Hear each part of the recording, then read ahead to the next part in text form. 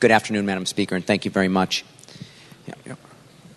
I think by now we all know what this bill does, and it's been posed to us as a solution to crime in urban areas. And I think in many ways, whether you agree with that or disagree with that is not material, because we are applying this not just to urban areas. We're applying this to all towns in the state of Connecticut. I'll use mine, and mine is very similar to everyone else's, or a lot of other folks. It's a suburban area. And my community, the residents of mine, and again, the residents of many of ours, don't want to see this change.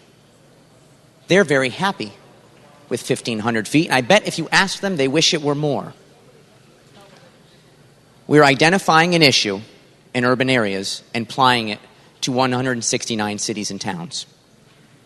And what are we doing? At the end of the day, get through all the details, get through all the discussion, the policy debate, we are simply lessening the penalty for the dealing of drugs. That's really all we're doing. The penalty, if you dealt drugs within 1,000 feet of a school, was here. It will now be here. That is what this bill does. Let's not fool ourselves into thinking it is anything else. Let's not fool ourselves. So the question is, in doing that, who are we helping? Representative Verbimba spoke before about students walking back and forth to school. Are we helping that child who's walking from school to home? No. Are we helping folks who've chosen to live near a school? No. What about folks who live in urban areas, who don't want to see crime in their neighborhoods? Are we helping them? No. So who are we helping? We're helping that drug dealer who happens to sell his product 500 feet from a school, 1,000 feet from a school, 1,500 feet from a school. Those are the only people we are helping here. We are choosing today to help criminals.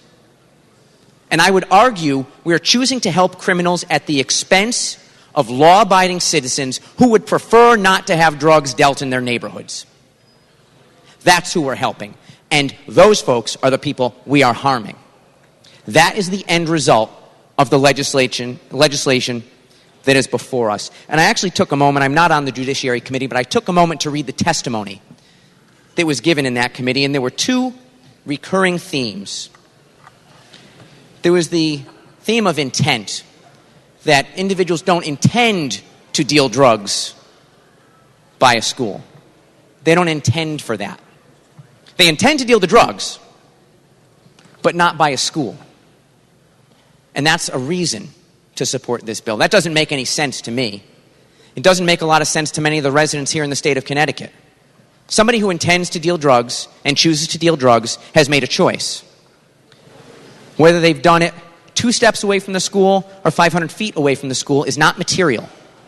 They have made a choice. They have expressed their intent, what they desire to do. The other thing that I heard, that I read repeatedly, was this notion that individuals who dealt drugs, say within 1,000 feet of a school, were being punished unfairly. They were being punished unfairly because of where they chose to deal drugs.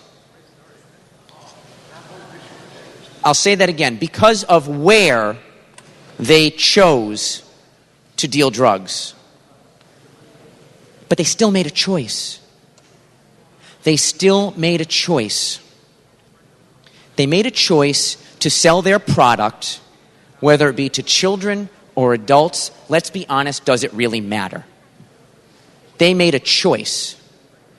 If folks really want to make a choice and cut their penalty, if folks really want to make a choice and not have to pay the consequences, they can choose not to deal drugs. That's the choice we should be urging individuals in our communities to make. All 169 cities and towns. Not, do I sell drugs within 200 feet of a school or 500 feet of a school? Do I choose to sell drugs at all? That's not what this bill does. That's not what this bill does.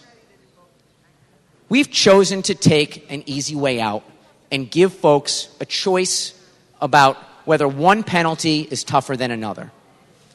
The choice should be whether a penalty is so great that I choose not to incur one at all.